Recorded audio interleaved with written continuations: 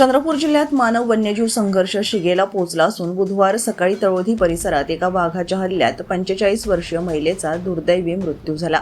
प्रमिला वाडगुरे राहणार तळोधी असे मृत महिलेचे नाव असून या घटनेमुळे परिसरात हळहळ व्यक्त होत आहे। मिळालेल्या माहितीनुसार तळोधी परिसरात सध्या घरगुती गॅसची मोठी टंचाई निर्माण झाली आहे, त्यामुळे स्वयंपाकासाठी सरपण गोळा करण्याकरिता महिलांना जीव धोक्यात घालून जंगलाची वाट धरावी लागत आहे। सकाळी सावरला गावाजवळील कक्ष क्रमांक 89 मध्ये प्रमिला आणि इतर काही महिला सरपण गोळा करत असताना दबा धरून बसलेल्या वाघाने त्यांच्यावर झडप घातली।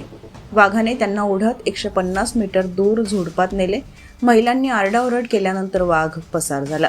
घटनेची माहिती मिळताच वनविभागाचे पथक आणि स्वाप संस्थेचे सदस्य घटनास्थळी पोहोचले।